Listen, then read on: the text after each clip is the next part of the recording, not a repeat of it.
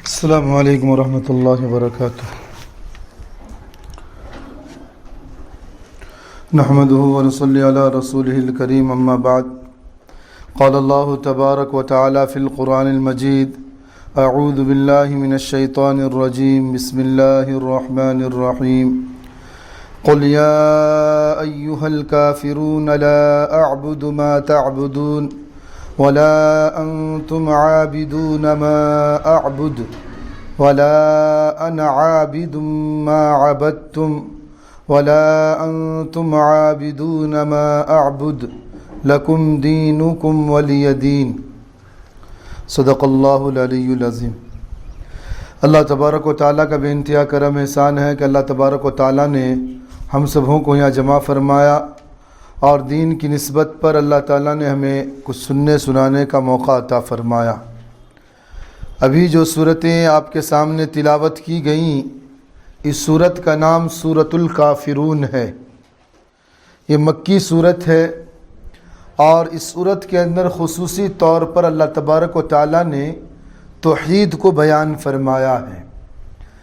اس کا ترجمہ یہ ہے: قل یا ایھا الکافرون، آپ کہہ دیجئے کہ اے کافروں، یعنی آپ صلی اللہ علیہ وسلم کو اللہ نے خطاب فرمایا۔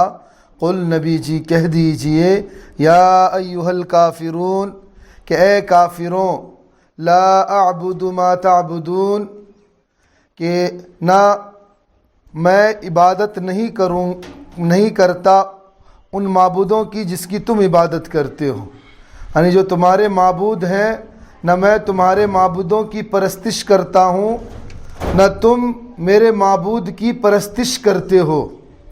ولا انا عابد ما عبدتم، اور نہ میں تمہارے معبودوں کی پرستش کروں گا۔ ولا انتم عابدون ما اعبد، اور نہ تم میرے معبود کی پرستش کرو گے۔ لکم دینکم ولی دین، نہ تم کو تمہارا دین، یعنی تم جو کچھ تم کرو گے اس کا بدلہ تم کو ملے گا، جو کچھ میں کروں گا اس کا بدلہ مجھ کو ملے گا، یعنی تم کو تمہارا بدلہ ملے گا اور مجھ کو میرا بدلہ ملے گا۔ یہ سورہ مکی صورتوں میں سے ہے، اور اس صورت کے اندر اللہ تبارک و تعالیٰ نے پہلی آیت میں یا ایھا الکافرون فرمایا، اے کافروں، اے اللہ کے انکار کرنے والوں۔ اس لیے یہاں کافر کا جو لفظ آیا کافرون کا، اس لیے اللہ تعالیٰ نے پوری صورت کا نام سورۃ الکافرون رکھا۔ اس صورت کا شان نزول یہ ہے کہ روایات حدیث پاک کے اندر مختلف روایات ہیں۔ ایک روایت تو یہ ہے کہ کفار مکہ حضور اکرم سرور کائنات صلی اللہ علیہ وسلم کے دربار میں آئے اور آ کر کہنے لگے کہ 1 سال آپ ہمارے معبود کی عبادت کریں، 1 سال ہم آپ کے معبود کی عبادت کریں گے، یعنی عبادت میں الائنس کر لیتے ہیں، سمرتھن کر لیتے ہیں۔ کچھ دن آپ میرے معبود کی عبادت کریں، کچھ سال ہم آپ کی معبود کی عبادت کریں گے۔ اس پر اللہ تبارک و تعالیٰ نے 2 ٹوک اس صورت کا نزول فرمایا، اور اللہ تبارک و تعالیٰ نے اس صورت کے اندر یہ پیغام اور تلقین فرمائی کہ آپ ان کافروں سے کہہ دیجئے کہ ہم جو ہے شرک سے بیزاری کا اعلان کرتے ہیں، یعنی تم تو سینکڑوں دیوی دیوتاؤں کی پوجا اور عبادت کرتے ہو، ہم اللہ تبارک و تعالیٰ کی عبادت کرتے ہیں، ہم ہرگز کبھی اس کی عبادت نہیں کریں گے۔ اس پر یہ صورت نازل ہوئی۔ دوسری روایت یہ ہے کہ رؤسائے کفار مکہ کے بڑے بڑے سردار، لیڈر آپ صلی اللہ علیہ وسلم سے عرض کرنے لگے کہ آپ اس پر صلح کر لیجئے کہ آپ ہمارے معبود کی عبادت کیا کیجئے، اور ہم آپ کے معبود کی عبادت کریں گے، جس سے ہم اور آپ طریقے دین میں، جو دین کا طریقہ ہے، راستہ ہے، ان میں ہم سب برابر ہو جائیں گے۔ کچھ حصہ ہم کو بھی مل جائے گا، کچھ آپ کو بھی مل جائے گا۔ جو مذہب اگر اچھا ہوگا تو اس کا حصہ اس کو بھی مل جائے گا، مجھے بھی مل جائے گا۔ یہ کفار مکہ نے آ کر اللہ کے نبی صلی اللہ علیہ وسلم کے دربار میں باتیں کہی تو اللہ تبارک و تعالیٰ نے اس صورت کا نزول فرمایا۔ تیسری روایت یہ ہے کہ حضور اکرم سرور کائنات صلی اللہ علیہ وسلم کے دربار میں آ کر کفاروں نے دعوت دی اور مصالحت کے لیے صورت پیش کی کہ ہم آپ کو اتنا مال دیں گے، مکہ کا سارا مال لے کر آپ کے قدموں میں اکٹھا کر دیں گے، آپ سارے مکے کے اندر سب سے زیادہ مالدار ہو جائیں گے، اگر آپ نکاح کے خواہاں ہیں تو حسین و خوبصورت جو ہے شہزادیاں آپ کے دربار میں دے دیں گے، آپ ان سے نکاح فرما لیں، لیکن ایسا کرے کہ آپ ہمارے معبودوں کو برا بھلا نہ کہیں، اور اگر یہ نہ ہو سکے تو ایسا کرے 1 سال ہم آپ کے معبود کی عبادت کر لیتے ہیں اور 1 سال آپ ہمارے معبود کی عبادت کر لیجئے۔ اس پر اللہ تبارک و تعالیٰ نے اس صورت کا نزول فرمایا۔ روایات تو مختلف ہیں، لیکن تمام واقعات جو ہے اس صورت کے نزول کا سبب ہے، جس پر اللہ تبارک و تعالیٰ نے اس صورت کا نزول فرمایا۔ اور اس صورت کے اندر اللہ تبارک و تعالیٰ نے اسلام کے صحیح عقیدے کا اعلان فرمایا گیا، اور اہل کفار کو ہمیشہ جو اس بات سے مایوس کر دیا گیا کہ کبھی حضور اکرم سرور کائنات صلی اللہ علیہ وسلم کے سلسلے میں یہ نہ سمجھنا کہ اللہ کے نبی جناب محمد رسول اللہ صلی اللہ علیہ وسلم تمہارے معبود کی طرف جھک جائیں گے، تمہارے معبود کی پرستش کر لیں گے، یہ کبھی نہیں ہو سکتا قیامت تک۔ اللہ تبارک و تعالیٰ نے اس صورت کے اندر اسلام کی حیثیت اور اسلام کی صحیح جو ہے معنی میں اللہ تبارک و تعالیٰ نے جو اسلام کا مقصود ہے اس کا اللہ تبارک و تعالیٰ نے اظہار فرمایا۔ اور اس صورت کے اندر حق تعالیٰ کی طرف سے حضرت صلی اللہ علیہ وسلم کو خطاب ہوا، قل یا ایھا الکافرون، کہ نبی جی کہہ دیجئے کہ اے کافروں، لا اعبد ما تعبدون، نہ میں تمہارے معبودوں کی پرستش کرتا ہوں، یعنی نہ فی الحال ابھی موجودہ زمانے میں نہ میں تمہارے معبودوں کی پرستش کرتا ہوں، اور اسی طریقے سے وَلَا أَنْتُمْ عَابِدُونَ مَا أَعْبُدُ، نہ تم میرے معبود کی پرستش کرتے ہو، یعنی ایسا نہیں ہو سکتا کہ تم جو ہے سینکڑوں دیوی دیوتاؤں کے سامنے سر کو ٹیکو اور یہ کہو کہ میں اللہ کے سامنے بھی سر جھکاتا ہوں، تو تم بلا شرکت غیرے، یعنی دوسروں کے شرکت کیے بغیر ایک اللہ کی عبادت نہیں کر سکتے۔ تو اس لیے اللہ کے نبی جناب محمد رسول اللہ صلی اللہ علیہ وسلم پر یہ آیت نازل ہوئی کہ موجودہ زمانے میں نہ میں تمہارے معبودوں کی پرستش کرتا ہوں نہ تم میرے معبودوں کی پرستش کرتے ہو۔ اور رہی بات آئندہ زمانہ، وَلَا أَنَا عَابِدٌ مَّا عَبَدتُّمْ، اور نہ میں تمہارے معبودوں کی پرستش کروں گا، یعنی آئندہ زمانے میں بھی ایسا نہیں ہو سکتا کہ چلو فی الحال میں تمہارے معبود کی مخالفت کرتا ہوں، آئندہ سمرتھن کرنے لگوں، ایسا نہیں ہے، بلکہ موجودہ زمانے میں بھی نہیں، آئندہ بھی نہیں، کبھی بھی نہیں، مستقبل میں بھی نہیں، صرف خدا ہی کی عبادت ہوگی، تمہارے معبودوں کے سامنے نہیں جھکوں گا۔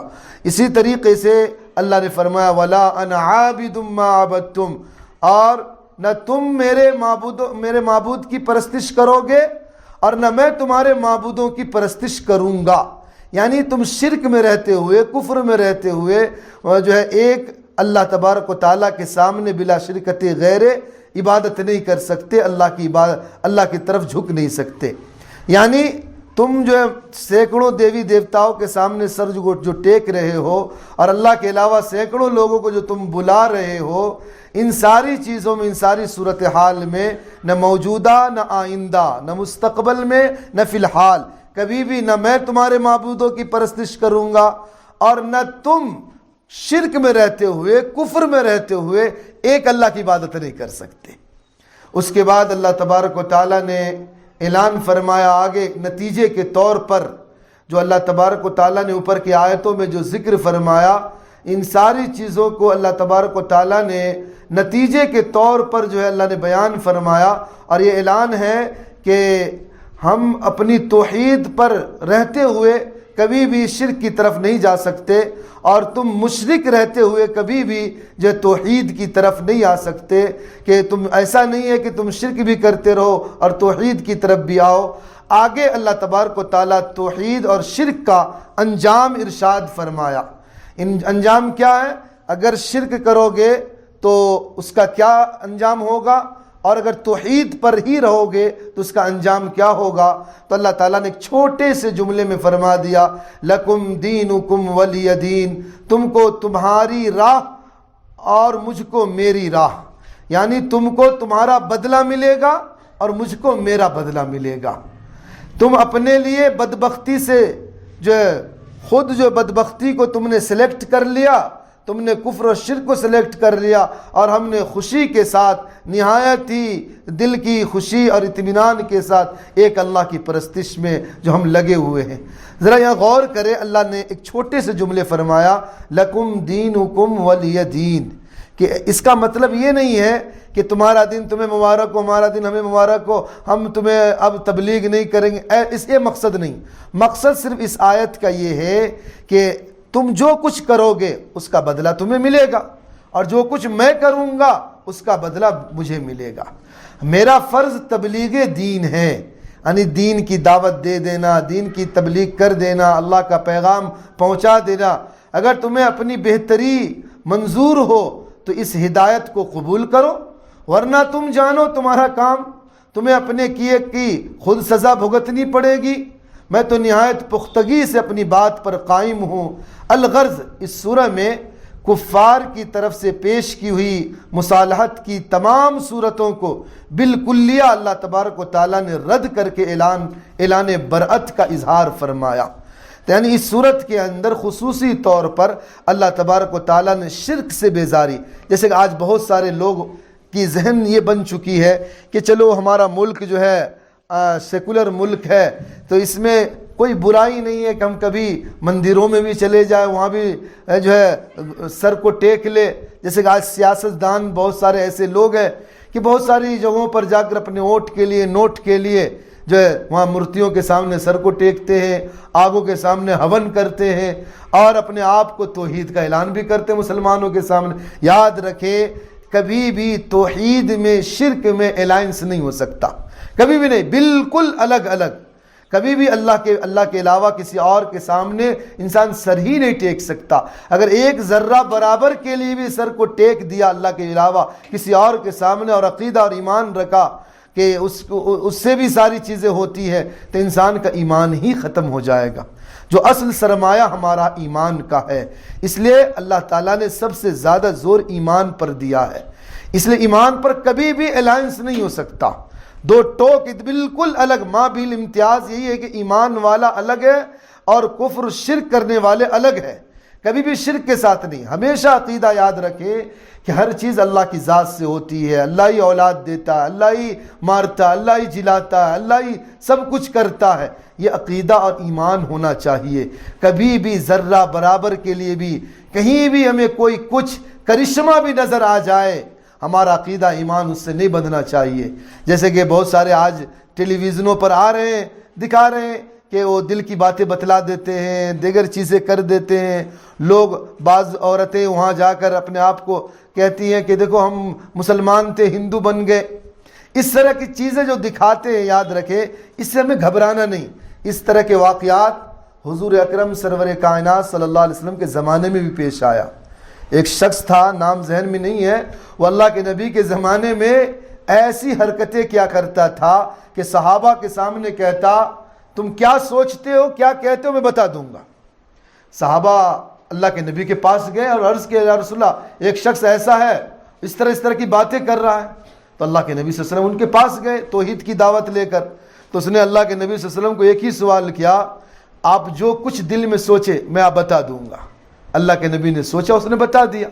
اتنا بڑا واقعہ پیش آیا تو حضرت عمر بن خطاب رضی اللہ عنہ نے فرمایا یا رسول اللہ آپ حکم دے میں اس کو قتل کر دوں۔ اللہ کے رسول صلی اللہ علیہ وسلم نے فرمایا عمر یہ تو تمہارے امتحان، تمہارے ایمان کے امتحان کے لیے اللہ نے بھیجا ہے۔ تو کبھی بھی حالات ایسے آ جائے یہ نہیں جدھر دیکھے چمتکار وہیں کر دے نمسکار، یہ ہمارا عقیدہ ایمان نہیں ہونا چاہیے، بلکہ ایمان بالکل پرفیکٹ۔ تو خیر اس صورت کے اندر اللہ کے نبی جناب محمد رسول اللہ صلی اللہ علیہ وسلم کے پاس جو کفار یہ مصالحت لے کر آئے تھے کہ چند دن ہم آپ کے معبود کی عبادت کریں گے، چند دن آپ میرے معبود کی عبادت کر لیجئے، تو اللہ تعالیٰ نے دو ٹوک فرما دیا اللہ کے نبی صلی اللہ علیہ وسلم کے ذریعے سے کہ میں نہ تمہاری معبود کی عبادت ابھی کروں گا نہ آئندہ کروں گا، تم کفر شرک میں رہتے ہوئے ایک اللہ کی عبادت نہیں کر سکتے. ہاں رہی بات جو کچھ تم کر رہے ہو تمہارا کیا ہوا تمہیں بدلہ ملے گا اور میرا کیا ہوا مجھ کو بدلہ ملے گا. اب دیکھیں اس سورت کی فضیلت اور خصوصیت کیا ہے. اس سورہ کی فضیلت میں ایک حدیث میں رسول اللہ صلی اللہ علیہ وسلم نے ارشاد فرمایا کہ قل یا ایھا الکافرون چوتھائی قرآن کے برابر ہے ثواب میں. یعنی اگر اس سورت کی ہم تلاوت کریں، ایک انسان اگر مثال کے طور پر 7.5 پارے کی تلاوت کرتا ہے اس کو جتنا ثواب ملے گا تو اس کا تو پڑھنا افضل ہے. لیکن اگر کسی پاس وقت نہیں ہے قل یا ایھا الکافرون کی اگر تلاوت کر لے تو اللہ تعالیٰ چوتھائی قرآن کا ثواب اس کے نام اعمال میں لکھ دے گا. اس لیے کثرت سے جو ہے اس کی تلاوت کا ورد رکھے. ایک حدیث میں حضرت عائشہ صدیقہ رضی اللہ تعالیٰ عنہا سے روایت ہے کہ رسول اللہ صلی اللہ علیہ وسلم نے فرمایا کہ نماز فجر کی سنتوں میں پڑھنے کے لیے 2 سورتیں بہتر ہیں، سورہ کافرون اور سورہ اخلاص، یعنی قل هو اللہ احد اور قل یا ایھا الکافرون. اور متعدد صحابہ رضوان اللہ تعالی اجمعین سے منقول ہے کہ انہوں نے رسول اللہ صلی اللہ علیہ وسلم کو صبح کی سنتوں میں اور نماز مغرب کی سنتوں میں بکثرت یہی 2 صورتیں تلاوت کرتے ہوئے پڑھتے ہوئے سنے. پہلی رکعت میں قل یا ایھا الکافرون اور دوسری رکعت میں قل هو اللہ احد، مغرب کی سنتوں میں اور فجر کی سنتوں میں. ترمذی وغیرہ کے اندر ایک حدیث مروی ہے کہ حضرت فروا بن نوفل رضی اللہ عنہ کا بیان ہے کہ میرے والد نے رسول اللہ صلی اللہ علیہ وسلم کی خدمت میں عرض کیا یا رسول اللہ صلی اللہ علیہ وسلم مجھے کوئی ایسی چیز بتا دیجئے کہ میں بستر پر جاتے وقت یعنی سونے سے پہلے پڑھ لیا کروں. آپ نے فرمایا سورہ کافرون پڑھ لیا کرو، یہ شرک سے بیزاری کا اظہار ہے کہ اللہ میں شرک نہیں کرتا، اس کا اظہار اس سورت کے اندر ہے. یعنی اس کو پڑھ کر سو گے اور اگر سونے کی حالت ہی میں موت آ گئی تو توحید اور ایمان پر موت آئے گی. اور ایک روایت ہے جبیر بن مطعم رضی اللہ تعالیٰ عنہ کی، وہ فرماتے ہیں کہ رسول اللہ صلی اللہ علیہ وسلم نے ان سے فرمایا کیا تم یہ چاہتے ہو کہ جب سفر میں جاؤ تو وہاں تم اپنے سب دوستوں رفقا سے زیادہ خوشحال اور بامراد ہو کر لوٹو اور تمہارا سامان بھی زیادہ ہو جائے، یعنی تجارت کے اندر پروفٹ اور نفع زیادہ مل جائے. انہوں نے عرض کیا یا رسول اللہ صلی اللہ علیہ وسلم بے شک میں چاہتا ہوں. آپ نے فرمایا کہ آخری قرآن کی 5 سورتیں تلاوت کر لیا کرو، سورہ کافرون، اذا جاء نصر اللہ، قل اللہ احد، قل اعوذ برب الفلق، قل اعوذ برب الناس. اور حضرت جبیر بن مطعم رضی اللہ عنہ کہتے ہیں میں ایک سفر میں گیا، میں تمام ساتھیوں میں میرے پاس توشہ کم تھا، مال کم تھا. جب میں نے اس صورت کی تلاوتیں کی جو اللہ کے نبی صلی اللہ علیہ وسلم نے جس کی تلقین فرمائی تھی، تو میں جب واپس آیا تو زیادہ مال و اسباب کے ساتھ یعنی اپنی تمناؤں میں مرادوں میں نے ساری چیزوں کو جو ہے آگے کامیاب ہوتا ہوا نظر آتا ہوا دیکھا. تو یہ صورت کی فضیلتیں ہیں قل یا ایھا الکافرون کی صورتوں کی، اس لیے بکثرت جو ہے اس کی تلاوتیں کریں. اور اس لیے خصوصی طور پر جو اگر مغرب کے وقت سورج نکلنے کے وقت اگر ہم اس کی تلاوت کریں تو اس میں جو ہے اگر اس کی تلاوت کا معمول بنائے تو اللہ تعالیٰ شرک سے بچاتے رہتا ہے. اس لیے اس صورت کے اندر اللہ تعالیٰ شرک سے برأت کا اظہار فرمایا. بسم اللہ الرحمن الرحیم. اذا جاء نصر اللہ والفتح وَرَأَيْتَ النَّاسَ يَدْخُلُونَ فِي دِينِ اللَّهِ أَفْوَاجًا فَسَبِّحْ بِحَمْدِ رَبِّكَ وَاسْتَغْفِرْ إِنَّهُ كَانَ تَوَّابًا. اذا جاء نصر اللہ والفتح، جب خدا کی مدد اور فتح آ پہنچے. اذا جاء نصر اللہ والفتح، جب خدا کی مدد اور فتح آ پہنچے. وَرَأَيْتَ النَّاسَ يَدْخُلُونَ فِي دِينِ اللَّهِ أَفْوَاجًا، اور آپ لوگوں کو اللہ کے دین میں جوق در جوق گروہ در گروہ داخل ہوتا ہوا دیکھ لیں. فسبح بحمد ربک واستغفر، تو اپنے رب کی تسبیح و تحمید کیجئے اور واستغفرہ، اور آپ اس سے مغفرت کی درخواست کیجئے. انہ کان توابا، وہ بڑا توبہ قبول کرنے والا ہے. یہ سورت جو ہے سورۃ النصر ہے، یہ بھی مکی سورتوں میں سے ہے. اللہ تبارک، اور میں نے گزشتہ دروس کے اندر بھی بتایا تھا کہ مکی اور مدنی سورت کا مطلب جو ہجرت سے پہلے جو صورتیں نازل ہوئیں وہ مکی صورت کہلاتی ہے، چاہے مدینے میں نازل ہو یا مکے میں. اور ہجرت کے بعد جو صورتیں نازل ہوئی ہیں وہ مدنی صورتیں کہلاتی ہیں۔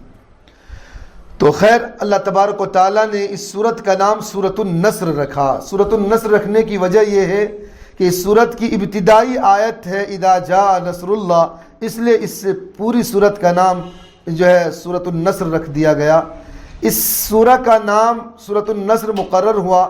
اکثر محدثین مفسرین کا قول یہی ہے کہ اس کا جو نزول فتح مکہ جو سن 8 ہجری میں رمضان المبارک میں واقع ہوئی، اس سے پہلے یہ صورت نازل ہوئی ہے۔ اکثر مفسرین کی رائے ہے، بعض لوگوں کی رائے یہ بھی ہے کہ فتح مکہ کے بعد نازل ہوئی، لیکن اکثر مفسرین کی رائے یہ ہے کہ یہ سورج فتح مکہ کے بعد نازل ہوئی ہے۔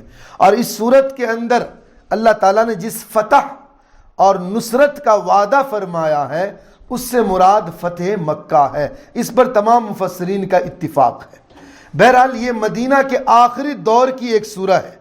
بقول اکثر محدثین و مفسرین اس میں جس فتح کا اشارہ دیا جاتا ہے وہ فتح مکہ کی طرف ہے، جو ہجرت کے 8ویں سال رمضان المبارک کے مہینے میں حاصل ہوئی اور جس کی خبر اللہ تبارک و تعالیٰ نے دی۔ فتح مکہ کا وعدہ اور اس کی تکمیل اس صورت کے اندر اللہ تبارک و تعالیٰ نے فرمایا ہے۔ آپ اس ذرا تاریخ پہ، سیرت کے تاریخ پہ ذرا غور کریں، اس کے بعد انشاءاللہ اس آیت کے ضمن میں تفصیلاتیں آئیں گی کہ آقا مدنی جناب محمد رسول اللہ صلی اللہ علیہ وسلم جو ہے اللہ کے نبی صلی اللہ علیہ وسلم کو 40 سال کی عمر میں نبوت ملی، نبوت کا اظہار ہوا، اور نبوت کے اظہار ہونے کے بعد 13 سالہ زندگی آپ کی مکی زندگی ہے، اور بالکل اتنی مشقت کی زندگی مکے کی کہ اللہ کے نبی صلی اللہ علیہ وسلم کو سارے لوگ امین، امانت دار، امانت کا پیمبر کہتے تھے۔ سب آپ کو رسول، سب آپ کو جو امین، سچا قرار دیتے، اپنا اکاؤنٹ آپ کے پاس رکھتے، پیسے، مال و دولت، اتنی محبت آپ سے کرتے تھے۔ لیکن جب نبوت ملی اور اللہ کے نبی صلی اللہ علیہ وسلم نے کوہ صفا پر جب اعلان فرمایا تو سارے لوگ آپ کے اینٹی مخالف ہو گئے، یہاں تک کہ آپ کے رشتہ دار، آپ کے چچا ابو لہب نے کہا تبا لک یا محمد لہذا جمعتنا، کہ اسی کے لیے مجھے جمع کیو، ہلاکت و بربادی ہو۔ اللہ کے نبی صلی اللہ علیہ وسلم کا ہاتھ جھنجھوڑ دیا۔ اب ذرا غور کریں کہ اللہ کے نبی صلی اللہ علیہ وسلم کو کتنی تکلیفیں جھیلنی پڑی 13 سالہ زندگی میں۔ اس پر ایک دو روایات سناتا ہوں۔ اللہ کے نبی جناب محمد رسول اللہ صلی اللہ علیہ وسلم کے اب جو رشتہ دار آپ کو چاہنے والے تھے وہ آپ کے اینٹی مخالف ہو گئے، آپ کے چچا، خاندان میں سے لوگ آپ کے مخالف ہو گئے۔ پھر آپ آگے کے غور کریں، اللہ کے نبی صلی اللہ علیہ وسلم حرم محترم میں نماز پڑھ رہے تھے، عقبہ بن نبی معیط، ابو جہل کی جماعت جو وہاں بیٹھی ہوئی تھی، اس نے کہا کہ فلاں گلی کے اندر جو مکے میں اونٹ ذبح ہوا ہے وہاں سے اونجھڑیاں لے کر محمد کے جسم پہ ڈال دو، نعوذ باللہ۔ عقبہ بن نبی معیط گیا اور جا کر وہاں اونجھڑی اٹھا کر لایا جانور کا، اور حضور اکرم صلی اللہ علیہ وسلم کے جسم اطہر پر ڈال دیا۔ اتنی تکلیف ہوئی کہ اللہ کے نبی سر بھی نہ اٹھا سکے۔ حضرت فاطمۃ الزہرا رضی اللہ عنہا آپ کی صاحبزادی آ کر اس کو ہٹایا، پھر اللہ کے نبی صلی اللہ علیہ وسلم سر سجدے سے اٹھا پائے۔ اسی حرم محترم کے اندر اللہ کے نبی ایک مرتبہ نماز پڑھ رہے تھے، عقبہ بن نبی معیط جو ہے چادر لے کر گلے میں لپٹ کر ایسا گھسیٹا کہ اللہ کے رسول صلی اللہ علیہ وسلم گھٹنے کے بل زمین پر گر پڑے۔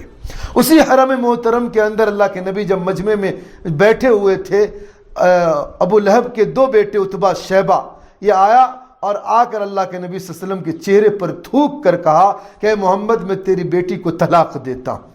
اب ذرا غور کرے کتنی اذیتیں۔ یہی اللہ کے نبی صلی اللہ علیہ وسلم کی چاچی لگیں گی، حضرت ابو لہب کی بیوی، اس نے اللہ کے نبی صلی اللہ علیہ وسلم کے راستے میں کانٹے بچھا دیا کرتی تھی، اوپر سے کوڑے ڈال دیا کرتی تھی۔ اتنی تکلیفیں اللہ کے نبی صلی اللہ علیہ وسلم کو اپنے خاندان سے لے کر دوسروں تک، یہاں تک آپ کے لیے گڑھے کھون دیتے کہ آپ اس میں گر جائیں، ہلاک ہو جائیں۔ ایک شخص تو آیا تلوار لے کر اللہ کے نبی صلی اللہ علیہ وسلم کو قتل کرنے کے لیے، حضرت ابو بکر کو جب پتہ چلا رضی اللہ عنہ، دوڑتے ہوئے آئے اور کہنے لگا تقتلون رجلا ان یقول ربی اللہ، کیا ایسے شخص کو تم قتل کر دو گے جو کہتا کہ میرا رب اللہ ہے؟ اب غور کرے اللہ کے نبی صلی اللہ علیہ وسلم کو کتنی اذیتیں۔ اور خود حضرت اما عائشہ رضی اللہ عنہ نے فرمایا یا رسول اللہ، غزوہ احد میں آپ کو جتنی تکلیفیں پہنچی، کیا ایسی تکلیف آپ کو پہنچی ہے؟ تو اللہ کے نبی صلی اللہ علیہ وسلم نے فرمایا عائشہ، طائف میں جو مجھے تکلیف پہنچی ایسی تکلیف آج تک مجھے نہیں پہنچی۔ کہ وہی 13 سالہ زندگی کے اندر طائف کا واقعہ، کئی میل تک آپ کے جسموں پر پتھر برستے رہے. اللہ کو بھی اتنا، یعنی اللہ کے نبی صلی اللہ علیہ وسلم جب ایک باغ میں آئے، باغ عتبہ شیبہ کا باغ جو آپ کا دشمن اینٹی مخالف، اس کو بھی ترس آ گیا. اللہ کے نبی صلی اللہ علیہ وسلم کے جسم سے اتنے خون رس رہے تھے اور اتنی تکلیفیں کہ پہاڑوں کے فرشتے آ گئے. اللہ کے نبی صلی اللہ علیہ وسلم نے کتنی دردانہ دعا فرمائی اس موقع پر، اللہم الیک اشکو ضعف قوتی وقلت حیلتی وہوانی علی الناس یا ارحم الراحمین وانت رب المستضعفین وانت ربی لا من تکلنی لا بعید یتجہمنی. اے اللہ میں تجھی سے شکایت کرتا ہوں اپنی کمزوری اور بے کسی کی. تو مجھے کس کے حوالے کر دیا؟ کسی اجنبی بیگانے کے جو مجھے دیکھ کر ترشرو ہوتا ہے، منہ چڑھاتا ہے. وَإِن لَمْ يَكُنْ عَلَيْكَ غَضَبِي فَلَا أُبَالِي. اے اللہ اگر تو ناراض نہیں ہے تو مجھے کسی کی پرواہ نہیں، تیری رضا میرے لیے کافی ہے. اللہ کو بھی دعا پر ترس آیا، اللہ نے فرشتوں کو بھیج دیا. فرشتے نے کہا یا رسول اللہ حکم دے، دونوں جو طائف کے پہاڑوں کو ملا دے، اس میں کچل کر پس کر مر جائیں گے لوگ. لیکن اللہ کے نبی صلی اللہ علیہ وسلم تو رحمت للعالمین بن کر آئے تھے کہ کہنے لگے یا اللہ یہ تو میری قوم ناسمجھ ہے، اے اللہ یہ نہیں سمجھتی ان کی نسلیں آئیں گی وہ ایمان لائیں گی. یہ نبی کی جو دعائیں تھی، اس وقت طائف کے اندر ایک بھی ایمان والا نہ تھا، لیکن نبی کی جب محنت ہوئی آج پورے طائف میں ایک بھی مشرک نہیں. تو خیر مکے کے جو واقعات اگر آپ اٹھا کر دیکھیں گے، اور شیب ابی طالب میں 3 سال، ہم تو لاک ڈاؤن کا زمانہ پھر بھی کھانے پینے مل رہے تھے، اللہ کے رسول صلی اللہ علیہ وسلم کو کفار مکہ نے 2.5 سال تقریباً شیب ابی طالب میں قید کر دیا. کھانا نہیں، پانی نہیں، ان سے کوئی لین دین نہیں کرنا، سلام نہیں کرنا. حضرت اماں خدیجہ رضی اللہ عنہ جب پانی لے کر جانے لگے، ان سے پانی چھین کر لوگ جو زمین پر پھینک دیے، نہیں پانی نہیں دے سکتے، کھانا نہیں. بچے بلکنے لگے، درختوں کے پتے چبانے لگے، ماؤں کی چھاتیاں خشک ہو گئی، بچے بلک رہے، رو رہے. 2.5 سال کا عرصہ، جو یہ 2.5 سے پونے 3 سال تقریباً جو شیب ابی طالب میں قید خانے میں اللہ کے رسول صلی اللہ علیہ وسلم کو قید کر دیا گیا، پھر اس سے بھی آزادی ملی. تو اب غور کریے 13 سالہ زندگی مشقت کی. پھر اللہ کے رسول صلی اللہ علیہ وسلم جب مدینہ آ گئے، کفاروں کو پھر بھی یعنی اس کے دل ٹھنڈا نہ ہوئے، تعاقب کرتے ہوئے جنگ کے لیے مدینہ تک پیچھا کیا. پھر مدینہ کے اندر 7-8 سال صحابہ تکلیف اٹھاتے رہے، اذیتیں اٹھاتے رہے. پھر اللہ تبارک و تعالیٰ نے اس سورت کا نزول فرمایا، اور اس سورت کے اندر اللہ نے پیشن گوئی دی، اذا جاء نصر اللہ والفتح، کہ جب خدا کی مدد اور فتح آ پہنچے. یعنی جس فتح اور مدد کی طرف اللہ نے اشارہ فرمایا، وہ فتح اور مدد یہی تھی کہ اللہ کے رسول صلی اللہ علیہ وسلم آخر کار کفاروں نے جب زیادہ تنگ کیا، معاہدہ توڑ دیے، تو سن 8 ہجری کو اللہ کے رسول صلی اللہ علیہ وسلم جو ہے مدینے سے 20 رمضان المبارک جمعے کے روز 10,000 صحابہ کے ساتھ 8 ہجری کو اللہ کے نبی صلی اللہ علیہ وسلم جو ہے مکے پر اٹیک کرنے کے لیے جو ہے داخل ہوئے مکے کے اندر. لیکن صحابہ کی زبانوں پر اس وقت بات تھی، الیوم یوم الملحمہ، آج تو بوٹی بنانے کا دن ہے. ان لوگوں نے ہمیں مکے سے نکالا ہے، ہمارے گھریں چھین لیے، مکانات چھین لیے، ہمارے اولادوں کو چھین لیے، ہم آج ان کو نہیں چھوڑیں گے. لیکن اللہ کے رسول صلی اللہ علیہ وسلم نے فرمایا صحابہ کو غصے کو ٹھنڈا کرنے کے لیے، نہیں یہ نعرہ تو الیوم یوم المرحمہ، آج تو معاف کرنے کا دن ہے. ذرا غور کرے، کوئی بھی اگر فوج غالب آتی ہے تو مالوں کو لوٹتی ہے، جانوں کو تہش نہش کر دیتی ہے. لیکن جب اللہ کے رسول صلی اللہ علیہ وسلم مکے میں داخل ہوئے تو اللہ کے رسول صلی اللہ علیہ وسلم نے بڑے بڑے جو ظالم تھے، جنہوں نے حضرت امیر حمزہ رضی اللہ عنہ کے کلیجے چبائی تھی، حضرت ہندہ، ان کو بھی اللہ کے رسول نے معافی کا اعلان فرما دیا. ابو سفیان کو معافی کا اعلان فرما دیا. بڑے بڑے ابو جہل کے بیٹے اکرمہ، ان کو معافی کا اعلان فرما دیا، بڑے بڑے لوگوں کو. تو اس فتح مکہ کی طرف اللہ تبارک و تعالیٰ نے اس صورت کے اندر اشارہ فرمایا، اور اشارہ فرما کر فرمایا اذا جاء نصر اللہ والفتح، کہ جب خدا کی مدد اور فتح آ پہنچے. یعنی اے نبی صلی اللہ علیہ وسلم، آپ کفار کے غلبے سے گھبرائیں نہیں، ان قریب خدا تعالیٰ آپ کی اور آپ کے متبعین پیروی کرنے والے کی مدد فرمائے گا، اور فتح، یعنی آپ کو کفار پر ایک عظیم الشان فتح حاصل ہوگی، اور یہ سب سے بڑی فتح تھی جو مکے کے اندر جو ہے اللہ کے رسول صلی اللہ علیہ وسلم اسلام کا جھنڈا جب لہرائے سن 8 ہجری کے اندر، تو اس فتح اور نصرت کا نتیجہ یہ ہوگا کہ اللہ کے رسول صلی اللہ علیہ وسلم کو اللہ نے اعلان فرمایا جب آپ مکے کے اندر فاتحانہ طور پر داخل ہوں گے اور مکے پر جب اسلام کا پرچم لہرے گا تو آپ دیکھیں گے وَرَأَيْتَ النَّاسَ يَدْخُلُونَ فِي دِينِ اللَّهِ أَفْوَاجًا، یعنی لوگ گروہ در گروہ آپ کے دین میں داخل ہوں گے اور پورے ملک عرب پر چپا چپا پر اسلام کا پرچم لہر جائے گا، اور اللہ تعالیٰ نے لہرا کے دکھلایا۔ بظاہر جو مکے کے اندر ایسا لگ رہا تھا، اب ذرا غور کریں گے مکے کی ہسٹری پر، 13 سالہ زندگی میں 500 لوگ ایمان لائے۔ پھر اللہ کے رسول صلی اللہ علیہ وسلم جو مدینہ تشریف لے گئے، مدینہ کے اندر صلح حدیبیہ سن 6 ہجری تک جو ہے صحابہ کی تعداد جو ہے 25,000 کی تھی۔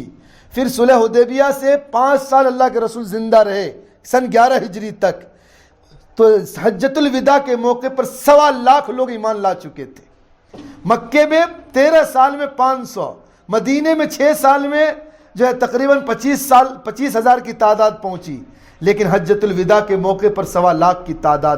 تو یہ جو اللہ نے وعدہ فرمایا تھا جب مکہ فتح ہوگا تو آپ لوگوں کو دیکھیں گے کہ جوق در جوق، گروہ در گروہ اسلام کے اندر داخل ہوں گے، اور اللہ تبارک و تعالیٰ نے داخل کر کے دکھلا دیا کہ پورے عرب پر جو اسلام کے چپے چپے پر اسلام کا پرچم لہر گیا۔ تو اللہ تبارک و تعالیٰ نے اس آیت کے اندر جس فتح کی طرف اشارہ فرمایا تھا وہ فتح اور نصرت جو ہے وہ ہے جو فتح مکہ کے سن 8 ہجری کے اندر واقع ہوئی۔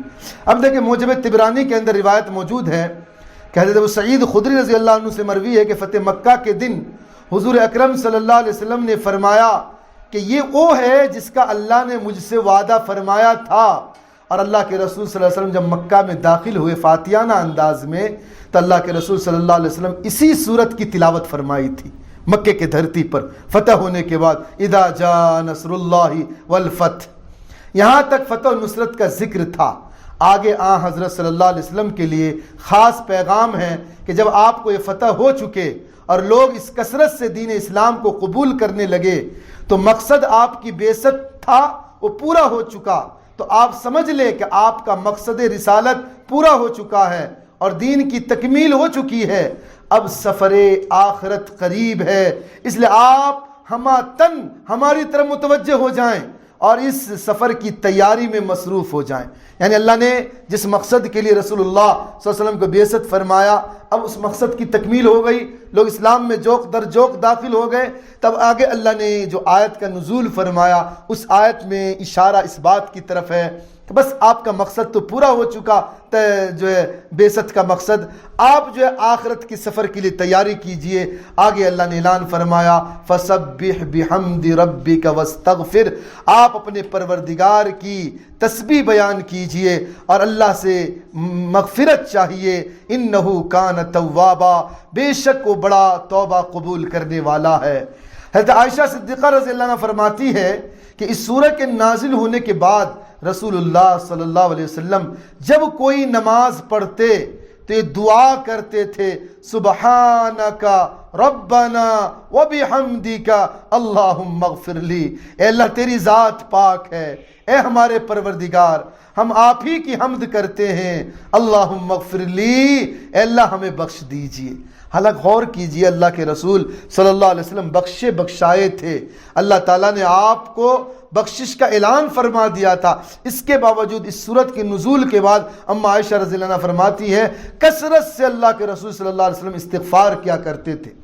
حضرت ام سلمہ رضی اللہ عنہ فرماتی ہیں کہ اس سورہ کے نزول کے بعد اٹھتے بیٹھتے اور جاتے آتے ہر وقت دعا پڑھتے سبحان اللہ وبحمدہ استغفر اللہ واتوب الیہ، سبحان اللہ وبحمدہ استغفر اللہ واتوب الیہ، اور فرماتے تھے کہ مجھے اس کا حکم کیا گیا ہے، اور دلیل میں اذا جاء نصر اللہ کی تلاوت فرماتے تھے۔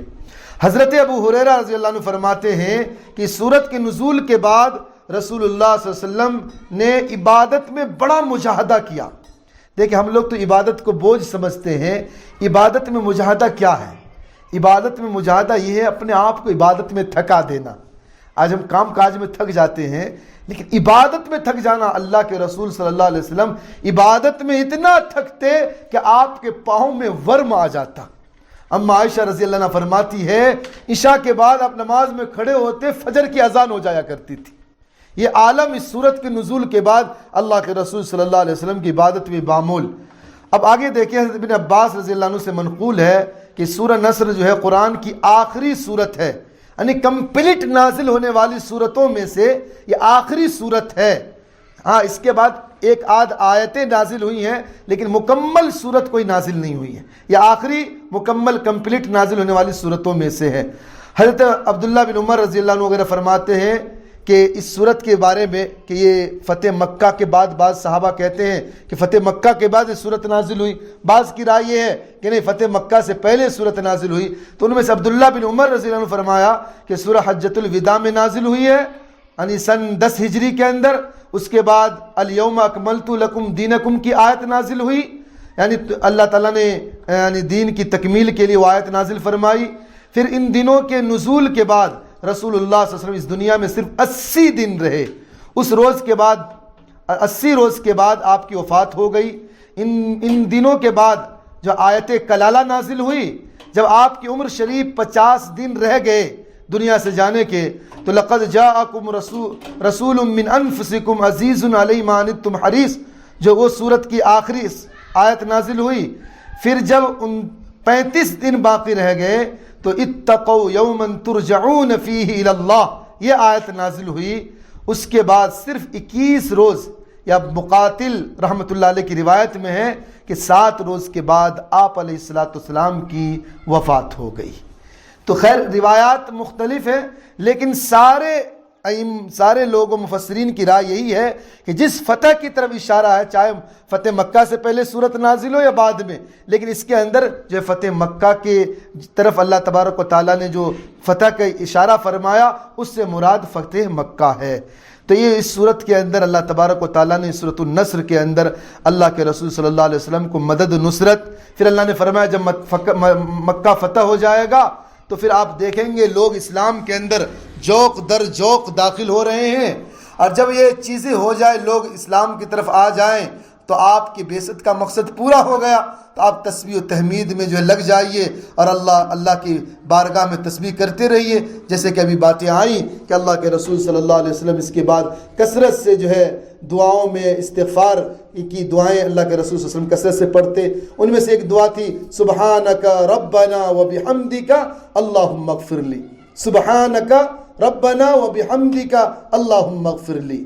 اور دوسری دعا جو ام سلمہ رضی اللہ عنہ سے مروی ہے، سبحان اللہ وبحمدہ استغفر اللہ واتوب الیہ. اس لیے کہ بعض علماء نے یہ باتیں لکھی ہیں، جب اگر عمر زیادہ ہو جائے تو اس کثرت سے اس دعا کا ذکر اور ورد زبانوں پر رکھنی چاہیے کہ اللہ کے نبی صلی اللہ علیہ وسلم آخری وقت میں یہ دعا کثرت سے پڑھا کرتے تھے. تو یہ مختصر 2 صورتیں جو تھیں جو